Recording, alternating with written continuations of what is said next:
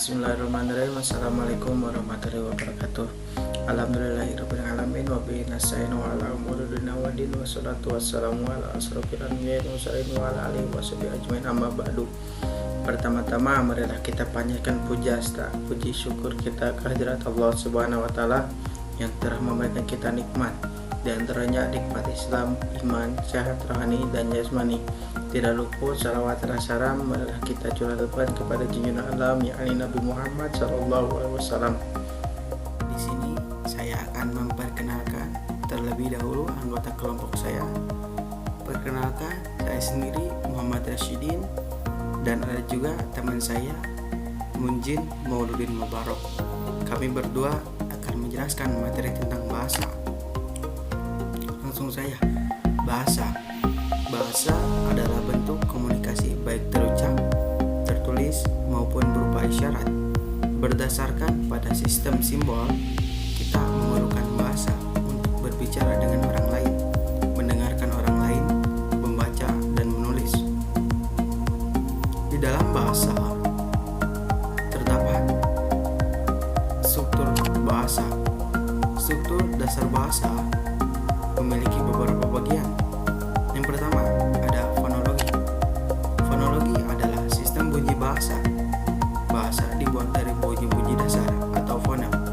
Aturan fonologi memastikan bahwa rangkaian bunyi tertentu muncul. Yang kedua ada morfologi.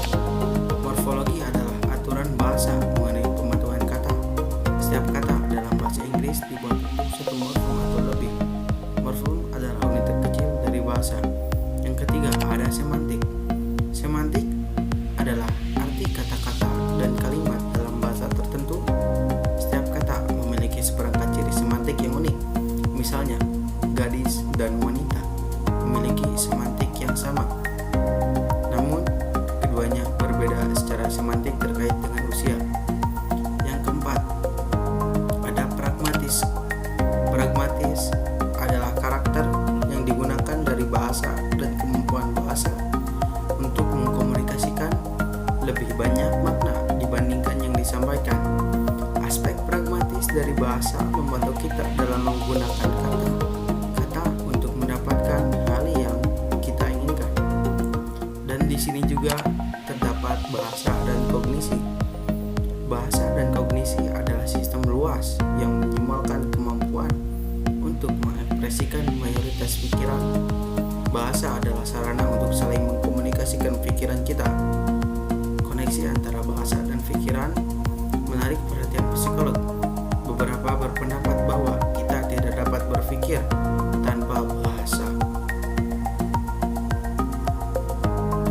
Ternyata kognisi juga mempunyai peran dalam bahasa, seperti membantu kita untuk berpikir, membuat kesimpulan, menjawab pertanyaan yang sulit, dan memecahkan masalah. Bahasa juga merupakan alat untuk mempresentasikan ide-ide. Sangat jelas bahwa bahasa dapat memengaruhi kognisi. Peneliti juga mempelajari kemungkinan bahwa bahasa kognisi merupakan landasan penting bagi bahasa. Salah satu bagian dari bahasa manusia yang membedakannya dengan komunikasi hewan adalah kemampuan untuk berbicara mengenai objek yang tidak sedang tersedia atau ada. Sebuah penelitian yang membandingkan bayi berusia 12 bulan yang belum mulai berbicara dengan seekor simpanse menunjukkan kecakapan kognitif ini mungkin mendasari bahasa pada akhirnya. Dalam penelitian ini, seperti kebanyakan bayi yang lebih mengkomunikasikan keinginan mereka atas mainan dengan cara menunjukkan ke tempat ketika mainan tersebut biasanya tersimpan.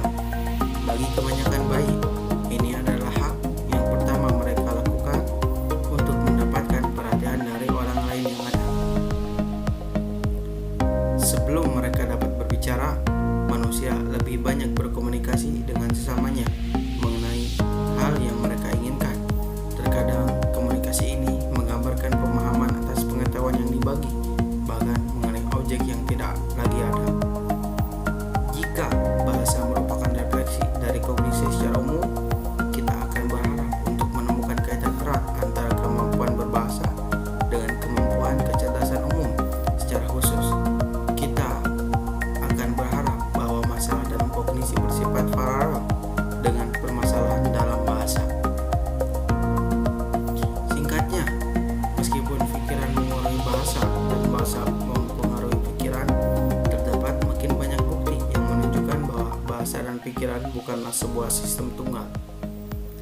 Sebaliknya, keduanya lebih merupakan bagian yang terpisah tetapi berhubungan dalam pikiran. Ternyata bahasa juga bukan hanya berpengaruh dalam kondisi, akan tetapi di dalam masalah biologis, manusia dan lingkungan manusia sangatlah berpengaruh. Seperti halnya dalam sifat biologis manusia, karena bahasa adalah kemampuan manusia yang paling awal. Sejumlah sistem biologis diperlukan untuk bahasa, meliputi otak, sistem saraf, dan perangkat vokal. Gambaran pengaruh biologis dan lingkungan bahasa juga terdapat universalan bahasa dan bahasa otak. Dalam pengaruh biologis dan lingkungan, bahasa juga terdapat keuniversalan bahasa dan bahasa otak. Keuniversalan bahasa. Ahli linguistik berkebangsaan Amerika Serikat, Noam Chomsky pada tahun 1975 berpendapat bahwa manusia hadir ke dunia secara biologis dibekali oleh perangkat untuk mempelajari bahasa pada waktu dan cara tertentu. Bahasa dan otak. Terdapat bukti kuat yang mendukung para ahli meyakini bahwa bahasa memiliki dasar biologis. Terdapat banyak bukti yang menunjukkan bahwa pemrosesan bahasa seperti ucapan dan tata bahasa banyak terjadi pada hemisfer kiri otak. Ingat pentingnya area Broca yang berkontribusi pada produksi ucapan dan area Wernicke yang terlibat dalam pemahaman bahasa. Bahasa juga berpengaruh di dalam lingkungan manusia, karena lingkungan adalah salah satu faktor yang memiliki pengaruh cukup besar untuk perkembangan bahasa. Karena dengan lingkungan ia dapat melanjutkan rutinitasnya dengan baik tanpa kesulitan yang diterima seorang manusia melalui lingkungannya berpengaruh pada perkembangan bahasa seseorang tersebut. Stimulus yang diterima secara perlahan akan mempengaruhi perkembangan bahasa seseorang tersebut. Adapun faktor-faktor yang dapat mempengaruhi perkembangan bahasa terhadap seseorang antara lain: 1. Ada perkembangan otak dan kecerdasan. 2. Jenis kelamin. 3. Dari kondisi fisik.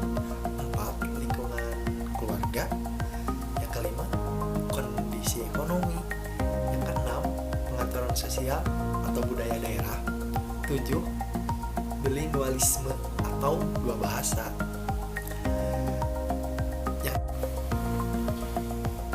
Yang terakhir, bahasa berpengaruh sepanjang rentang kehidupan. Banyak para peneliti yang mereka melakukan untuk membantu pemahaman akan titik pencapaian perkembangan bahasa. Para peneliti dibuat kagum oleh bahasa baik sebelum mereka menyebutkan kata pertama, babbling atau mengoceh, dan mengulang suara seperti baba atau dada pada usia sekitar 4-6 bulan, dan ditentukan juga oleh kesiapan biologisnya. Bahkan bayi tunarungu pun mengoceh, namun beberapa saat saja. Kata-kata anak muncul pada usia 10-13 bulan, seperti ia selalu mengingat atau mengeluarkan kata mama atau papa. Dan pada anak berusia 18-12 bulan, biasanya mereka mengucapkan pernyataan yang terdiri dari dua kata, dan dua kata ini tergantung kepada bahasa tubuh seperti intonasi dan konteksnya. Seperti gini, pegang kucing. Di sini ia bermaksud ingin memegang kucing. Tentu saja orang tuanya pasti akan mengerti atau memahami bahasa si anak ini. Masa kanak-kanak juga kita perlu belajar bahasa baru. Selama bertahun-tahun diklaim jika individu tidak mempelajari bahasa kedua sebelum pubertas, mereka tidak akan mencapai bahasa kedua atau bahasa asing.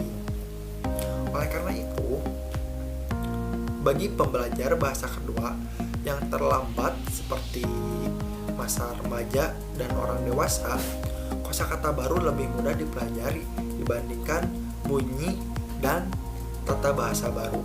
Misalnya, kemampuan anak untuk mengucapkan kata-kata dengan aksen seperti bahasa aslinya untuk bahasa kedua umumnya menurun seiring bertambah usia, dengan penurunan yang tajam terjadi setelah usia 10 hingga 12 tahun.